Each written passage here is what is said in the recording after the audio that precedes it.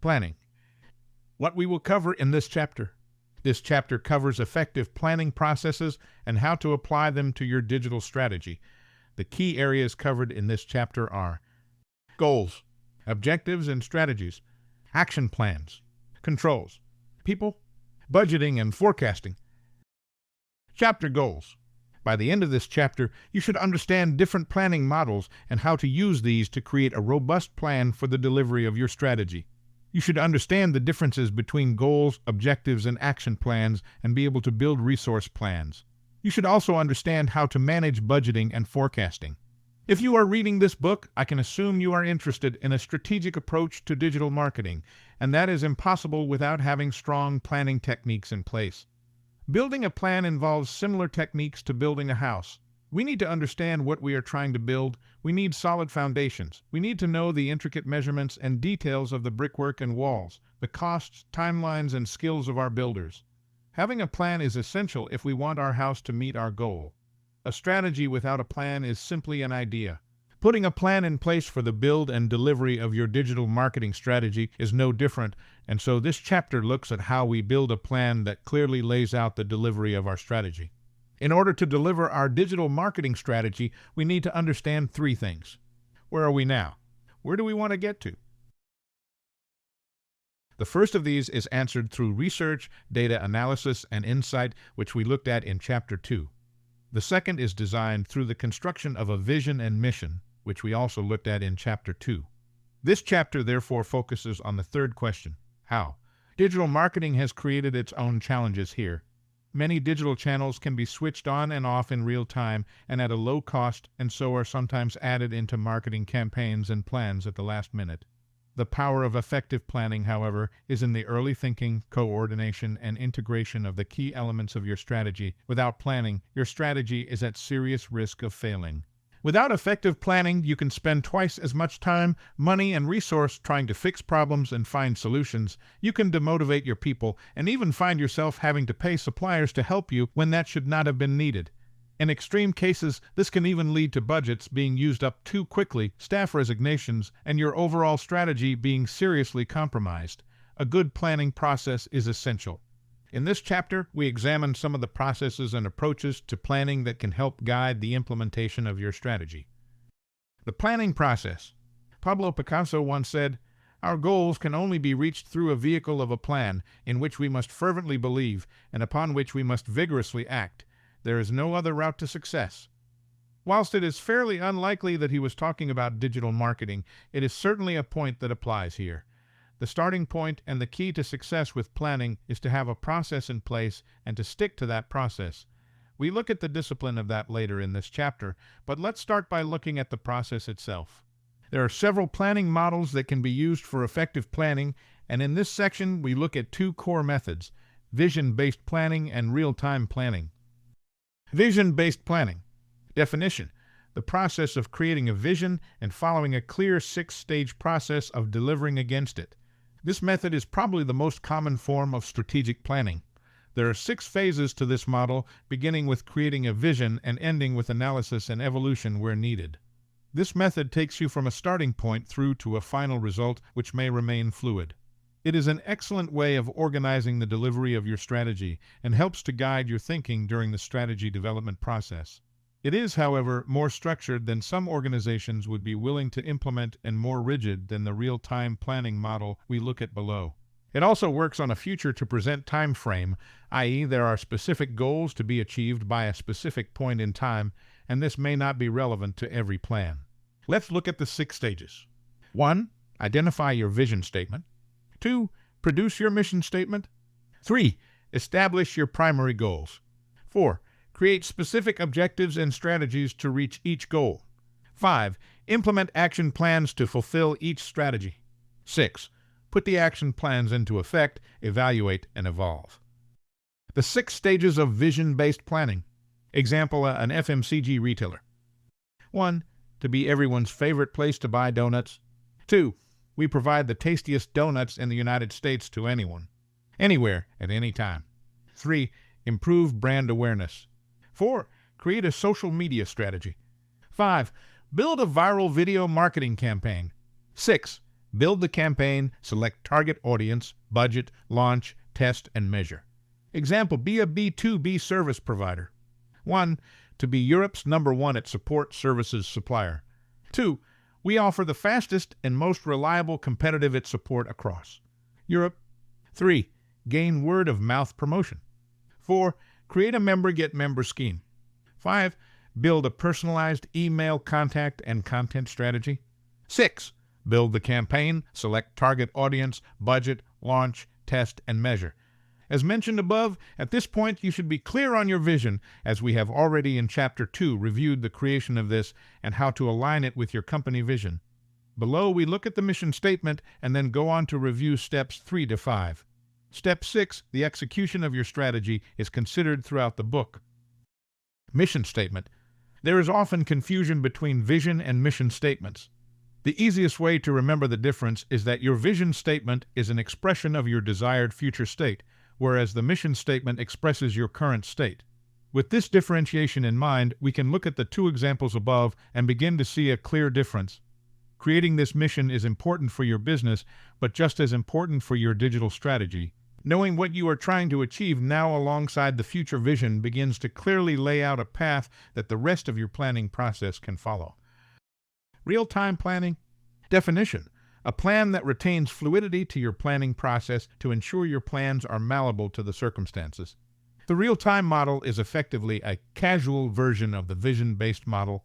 This model is notable for its lack of structure, and some may even argue its lack of a model, which is a fairly odd way to start an explanation of a planning model when we have already discussed the importance of structure. The reason this was developed, however, is because the modern world changes at pace, and so building a formalized 5-year plan is considered by some to be an outdated concept. The world in 5 years' time is likely to be very different from now, so how can such a long-term plan still be as relevant as when it was finalized? The real-time model, therefore, keeps the planning process alive as an ongoing piece of work. It is never formally documented and so evolves continuously. It is reviewed at regular intervals, for example monthly board meetings, and therefore develops alongside real-time issues and developments within and external to the company.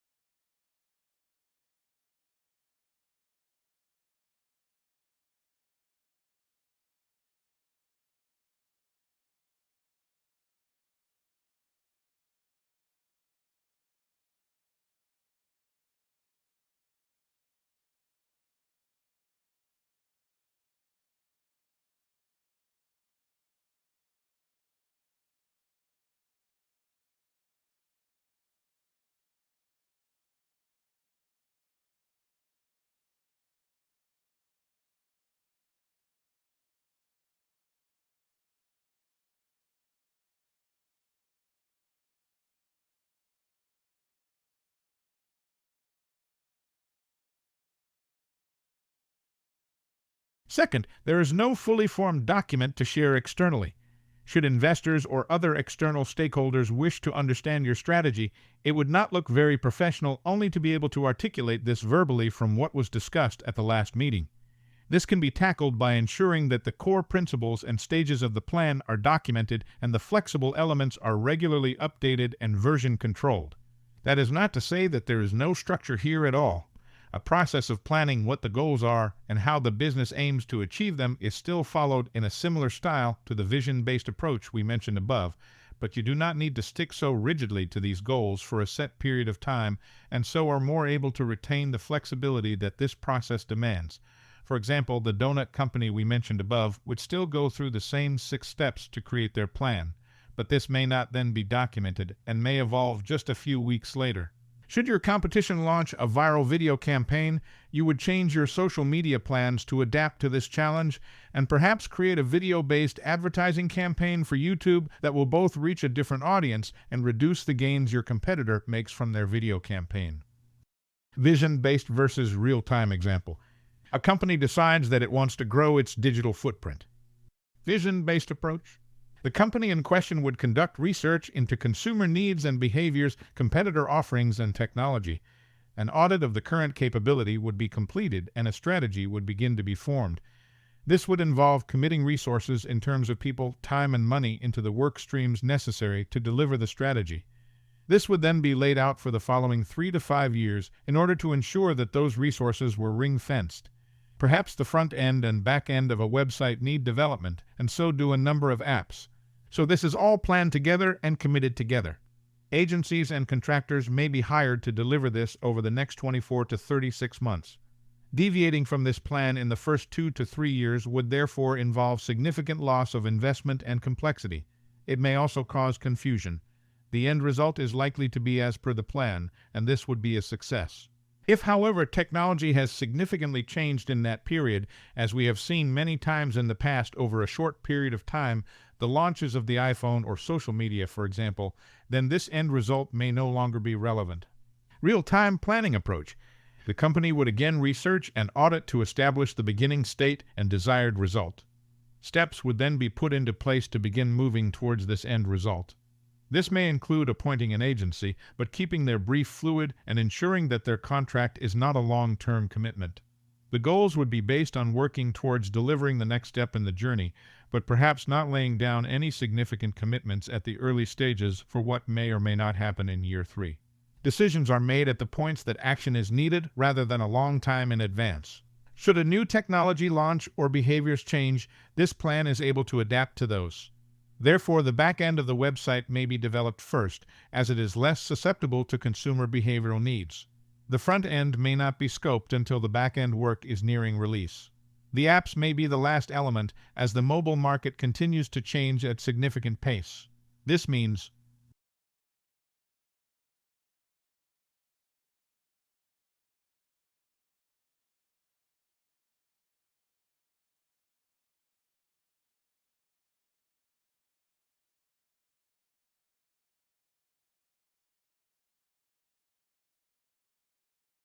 here is a useful comparison of the above 2 scenarios. Stage 1, goal, establish opportunity. Vision-based, research consumers and market, internal audit, resource commitment. Real-time, research consumers and market, internal audit, resource commitment. The difference? No difference here.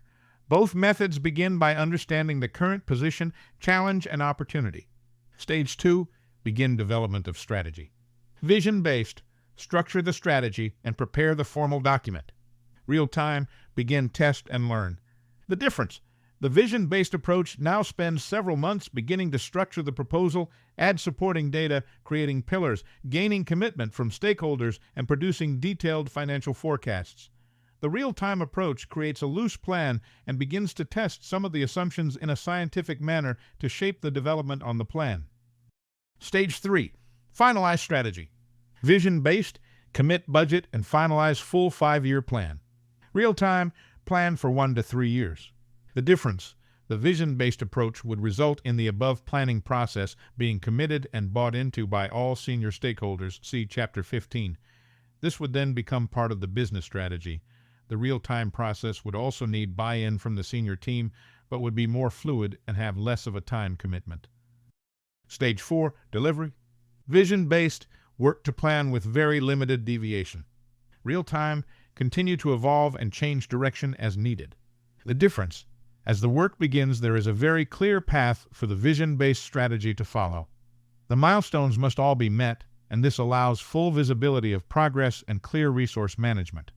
The real-time approach has a clear beginning, but must now be managed closely to create a path and direction, as the strategy evolves based on the learnings, internal and external factors. Stage 5, result. Vision-based, delivered as per plan, but possibly now out of date, and a new strategy is needed. Real-time, delivered in an evolved state, which can continue within minimal work, but at a higher cost. The difference? The vision-based approach should accomplish its end goal, and if not, then the project has failed. However, if the environment has changed, then the result may not be as strong as first expected, and changing course can be expensive and difficult.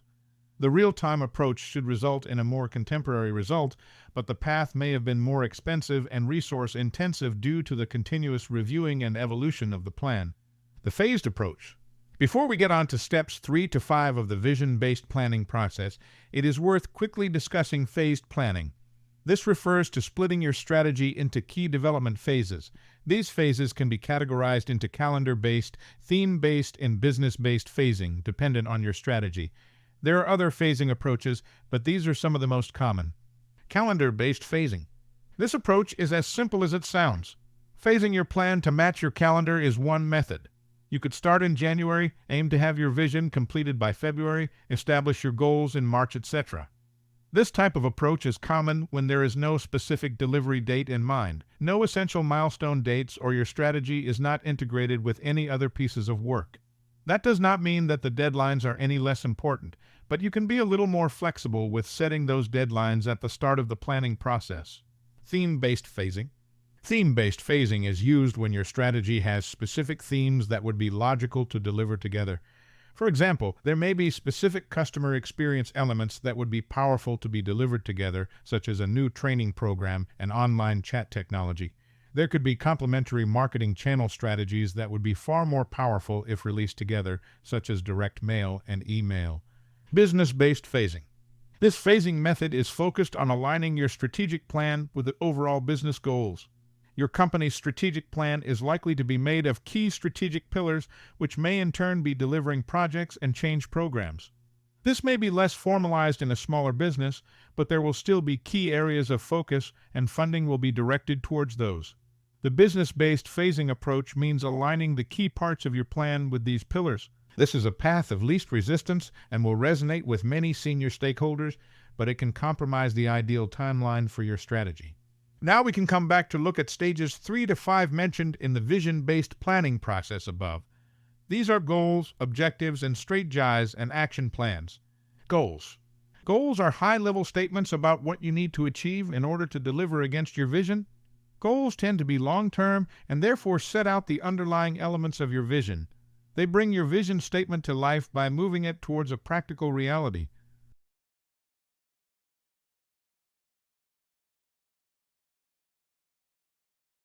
Relevant, does it fit with your vision? Resonating, does it fit with your business's values and goals? Responsive, is it adaptable and flexible so that it can change if needed? Recognizable, is it easily understandable? Some example goals are: increase sales, improve profitability, provide best-in-class customer service, deliver a world-class digital experience, hire the best talent, become the thought leader, gain market share. You should aim to set a limited number of goals that focus on the key aims of your strategy and fit with the strategic pillars of your business. They also need to be integrated so that they fit together without any conflicting elements.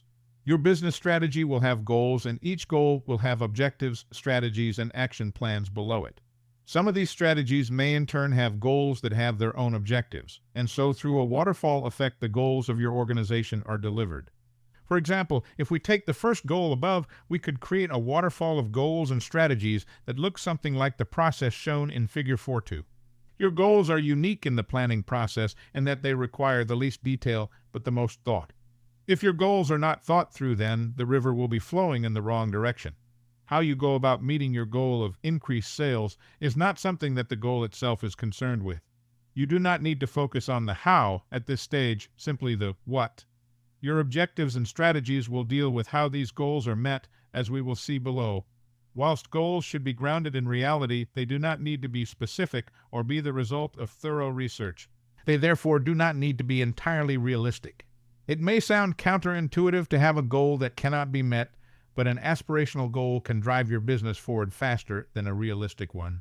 That said, there is a careful balance between being aspirational and being so unrealistic that you demotivate your people, which can compromise the delivery of your goal, especially if unrealistic goals are set regularly. If, for example, your sales goal for the year is 20% above the previous year and the company has never achieved more than 10-15%, then this is aspirational. It feels achievable if everyone works hard and you have some luck on your side. This may stretch the team to work towards this, especially if they are incentivized to do this. If you miss the 20% target but still achieve 17.5%, then this is still the best result your business has ever seen and a good outcome. If, however, you set the target at 40% the following year and 60% the year after, whilst reducing investment in the business, canceling bonuses, and reducing the workforce, then your people will begin to believe that the targets are unrealistic, and this will seriously demotivate and have a negative impact on productivity. They may also openly criticize the management, which can lead to severe cultural issues and even resignations, all of which will in turn affect the delivery of your goal. Objectives and strategies. Your objectives and strategies are where you start to build specific plans that create a journey for your overall strategy. Once these are in place, we can create action plans that demonstrate the detail of how we deliver them. Objectives. Your objectives are specific, quantifiable, and time-based. They are the steps or milestones that you need to take towards meeting your ultimate goal. Many businesses use a SMART approach to creating objectives. SMART is simply a mnemonic that helps us to ensure that the objectives are well thought through and ultimately will serve their purpose. The SMART method has a number of interpretations, but the SMART box below outlines one of the more common ones. SMART. Specific. No matter who were to look at your action plan, it should be absolutely clear what needs to be achieved for the action plan to be met. There must be no ambiguity. Using the 5 W questions can help here again. There are differing interpretations of the 5 or sometimes 6 W questions, but below are those that I find the most useful. Who will be involved in achieving the action plan? Where is a specific location involved? What exactly needs to be achieved? Why? What is this action plan going to achieve? When? What is the deadline and any milestones along the way? Measurable. How will you know when you have met your action plan? It is vital that there is a clear measure so that everyone involved knows when the action plan has been hit and there is no confusion. This also allows you to understand how much progress you are making towards meeting your action plan. Attainable. Setting action plans that are realistic is crucially important.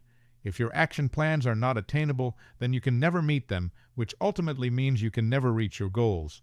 There is no harm in setting a stretching action plan, and indeed getting the balance between too stretching and too easy is important here. Setting an action plan that does not have this balance right can also cause demotivation amongst the team working on it. Relevant. The action plan needs to be relevant to your goal. Having an action plan that does not tie in with the wider work is not only irrelevant, but also a distraction from achieving your goal. Think back to the 5 Ws above and consider whether each of these are relevant. Time-based. This is where the 6th W comes in. When? Your action plan needs a time frame and also specific milestones. As with any piece of work, having a deadline gives the action plan a much greater chance of being delivered. If we were to take our goal of increasing sales, we might create one of the following objectives. 1. Increase sales of batteries through the online channel by 10% to 100,000 units by the end of the sales year. 2. Increase room bookings by 55% to achieve 55% capacity by this time next year. These give us a target to hit and a deadline to hit it by. There is no ambiguity, and it could even be more specific by breaking down into a series of objectives around the different products being sold. If we were to take the example of the donut company mentioned above, their SMART objectives could be: 1. To be everyone's favorite place to buy donuts. Increase footfall by 25% by end of year. 2. We provide the tastiest donuts in the United States to anyone, anywhere, at any time.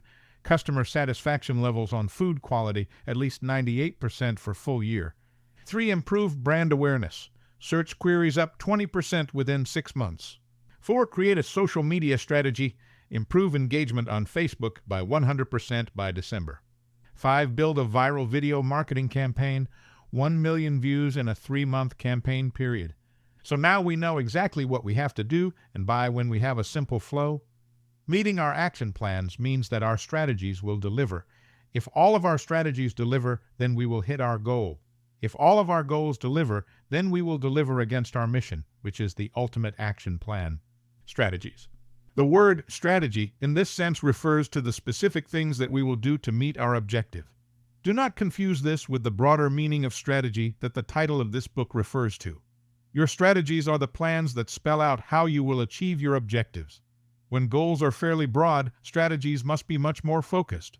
This is where we demonstrate what we are going to do, and from this we create our action plans. Without strategies, your work so far will have been for nothing. Going back to our sales goal, we know that we need to increase sales. In itself, that does not help us a lot. Our objectives have given us something specific that we need to achieve, but we still do not fully understand what we need to do to achieve that. Our strategy needs to look at the key work streams we need to implement to achieve our 100,000 sales. What we need to do at this stage is start to look at the levers we can pull to achieve the desired outcome. For this strategy, the outcome is increased sales. So what levers can we pull to achieve this? Well, let's break down the full sales funnel. Awareness. Are consumers aware of us and our products? Consideration. Do consumers find our brand and products appealing? Findable. Can consumers find us if they want to? Informative. Do consumers get the information they need from us to make a decision? Ease of use. Is it easy for consumers to buy from us? We should have a strong understanding of all of these factors from the research and insight work that we reviewed in Chapter 2. Each of these areas has its own internal levers, for example. Awareness, above-the-line marketing spend, PR. Consideration, proposition, brand values. Findable, marketing activity. Informative, content. Ease of use, user experience, customer service, conversion funnels. These specific areas are direct contributors to the sales objective that we are trying to build our strategies for, but there are also indirect contributors. For example, customer service. Whilst providing great service to existing customers does not directly create sales, it does create higher retention rates, greater repeat business, more cross-sell opportunity, and word-of-mouth promotion. Each of these will directly result in increased sales, and so the indirect levers are also vitally important to consider and can often be the difference between exceeding and missing objectives. From these areas, we can now build strategies such as increase display advertising across highly targeted sites awareness, develop a market-leading digital proposition consideration, make significant SEO improvements findable, develop a content strategy informative, improve our conversion rate ease of use. Each of these strategies will need a level of detail below it to dictate how it is delivered. These are called our action plans. Action plans. Action plans clearly define the specific pieces of work that will be done within each of the above strategies. These must not be confused with the planning processes mentioned above, or the wider use of the word plan in this chapter. Ultimately, this is where your strategy will succeed or fail. Action plans are where your goals, objectives, and strategies come together into the hard work. At this stage, more so than any other, the detail is crucial. Planning how the work will be done, ensuring nothing is missed, working with key stakeholders, checking the legal and regulatory frameworks are in place, ensuring budgets are planned and managed accurately, selecting and managing your agencies, and many more factors will be crucial to success here. We focus on these elements throughout the book, so rather than cover all of this here, we instead look at tactical delivery of the strategy. In order to create the action plan, we need to review what specific tactical actions we are going to take to meet the strategy. To bring this to life, we can focus on one of the strategies above that are contributing to our increased sales goal. Let's look at make significant SEO improvements. SEO can be broken down into 3 core areas: technical implementation, content, and links. When looking at how you build your action plan for this strategy, you would need to consider all 3 areas. Technical implementation. URL structure. Is it optimized for the products we are looking to sell? Code. Does it need cleaning? Are there any errors such as broken links? Experience. Is our site responsive? Will it be a great experience for all of our visitors? Content. Topic. Are we producing content that covers the key areas that consumers care about? Keyword. Are we talking about the specific terms that people are searching for? Social. Is our content proving to be engaging socially? Fresh. Is our content of the moment? Links. Profile. Is our link profile clean? Baiting. Do we have an ethically sound link strategy such as link baiting rather than link buying? In Chapter 5, you can find more detail on how SEO contributes to your strategy. Chapter 13 covers content strategy. 10 steps to an effective action plan. 1. Know your strategy. 2. Understand the bigger picture your goals. 3. Be specific. 4. Create a written plan. 5. Create deadlines and milestones. 6. Ensure it is measurable. 7. Don't compromise. 8. Build in known factors. 9. Be clear. 10. Be thorough. Controls. The above processes are very effective ways to ensure that you meet your overall business mission, but all of these are ineffective if they are not implemented and run correctly. I have seen many businesses that are excellent at this from top to bottom, but also some that are very good at the theory, but fail to hit their action plans due to lack of clarity, poor communication, or a fall down in the process. There are some clear disciplines and controls to have in place when building and delivering a plan that are crucial to success, and they are no less important than any of the other parts of the planning process. The most important of these controls is to implement a documented management approach, assuming, of course, that you are not operating a real-time planning process as mentioned above. This is where the Gantt chart comes in as mentioned in Chapter 3. Using a Gantt chart to clearly illustrate the progress of each of the action plans, and therefore the strategies, gives a clear reference point at any moment for how progress is being made towards meeting the objectives and therefore goals of the business. This covers the deadline and milestone elements of the strategies.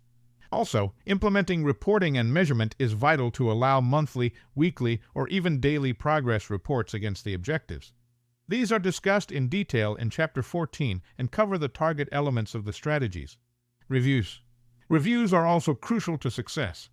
A standard approach here is to implement a quarterly review, but this should be structured to fit with your strategy and business, and so quarterly may not always be the appropriate time frame. These reviews should cover how each action plan is progressing against the milestones and whether targets are being met. From these reviews, the strategies should be evolved.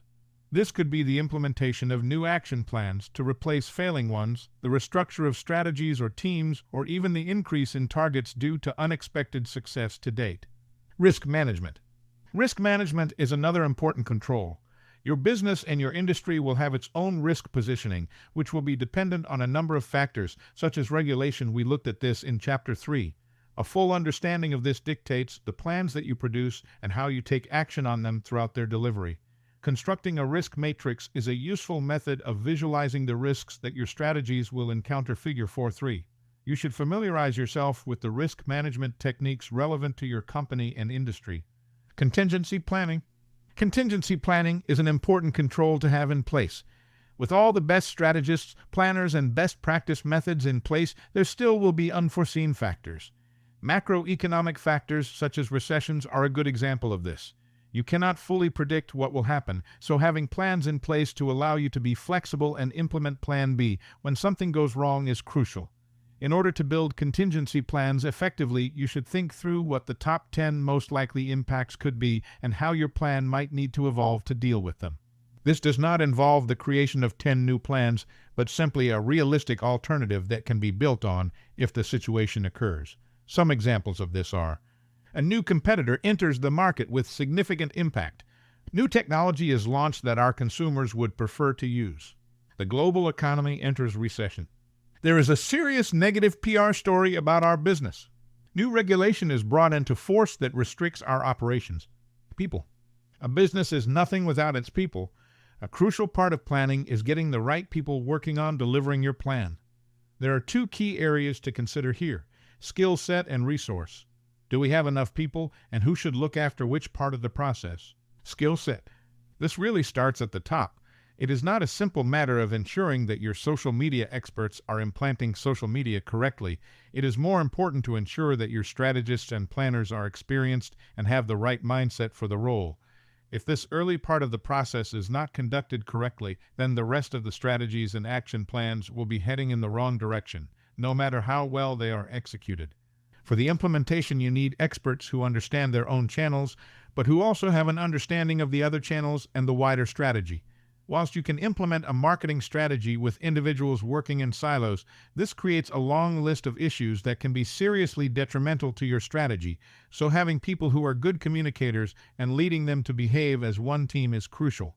This brings us to the leaders themselves. For this role, you must have an individual who understands each and every area of the strategy. They do not need to be a paid search expert, a research guru, or a PR genius, but they absolutely have to understand what each channel and element of the strategy does, how it works, and how they should fit together. Without this, the guidance will not be there for the experts who are delivering the action plans. Without guidance, there is nowhere to turn for direction, and that will lead your action plans off the path to success. An interesting method of discovering the types of personality you have in your business is the Myers-Briggs model, which we look at in more detail in Chapter 15. Resource. Quite simply, this refers to the number of hours available for delivery of the action plans. This can be quite complex, and it is crucial here that the strategists have a solid understanding of what resource is available to deliver the plans. Many plans fall down due to an unrealistic expectation of the number of hours available in a team.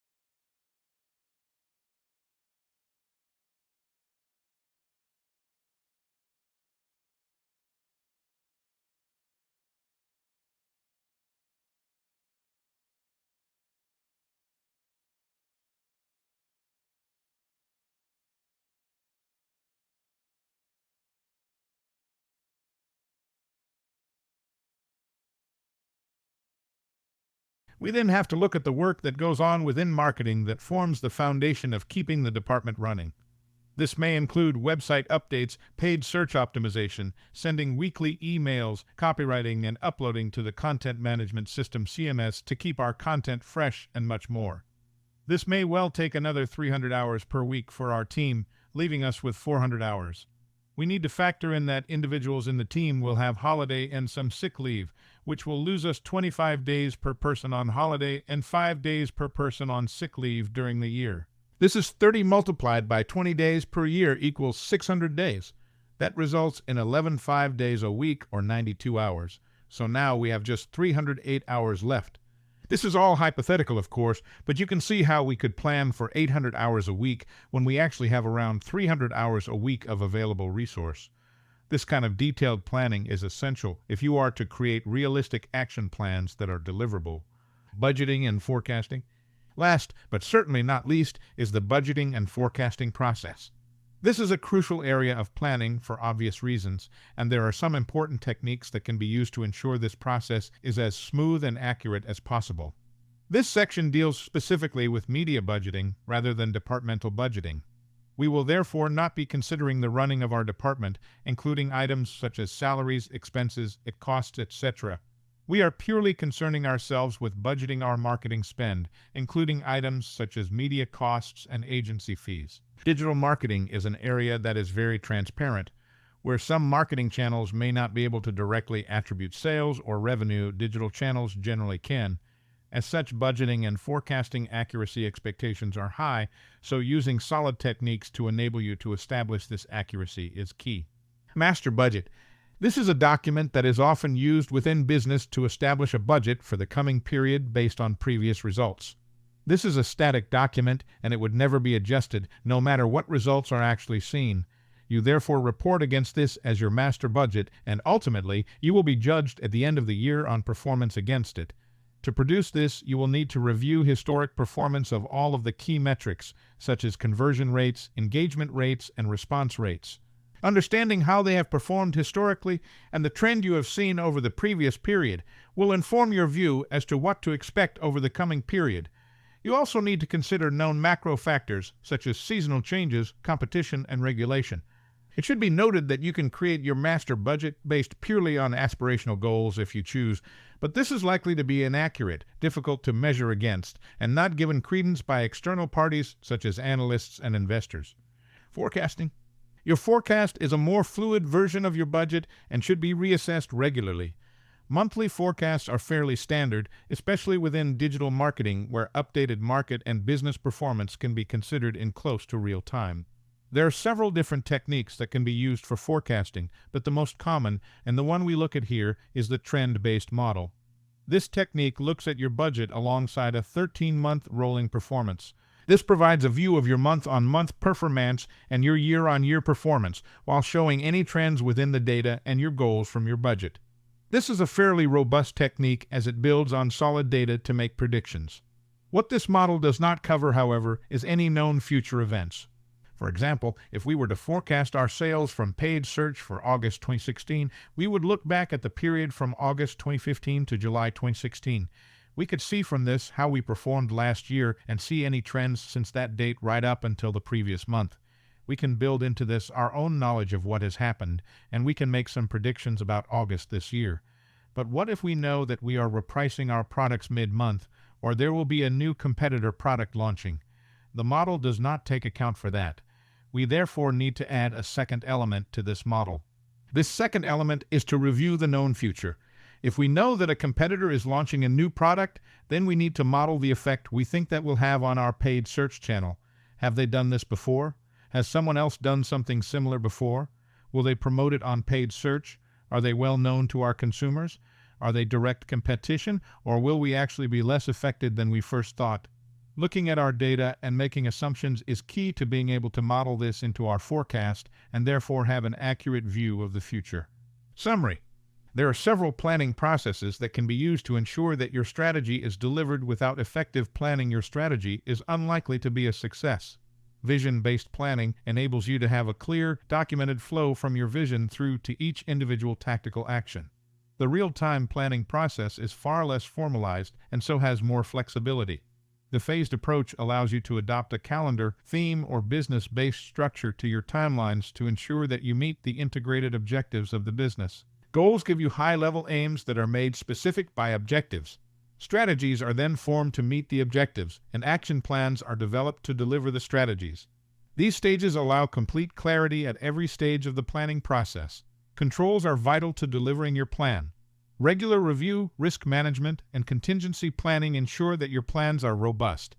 Ensuring your people have the right skill set and the correct people are put into the correct roles is essential, as is understanding in detail the resource that is available. Finally, budgeting and forecasting accuracy ensures that your strategy can be delivered within the financial resources available, so using appropriate models for these helps to ensure that this happens. Chapter Checklist. The planning process, the phased approach, goals, objectives and strategies, action plans, controls, people, budgeting and forecasting,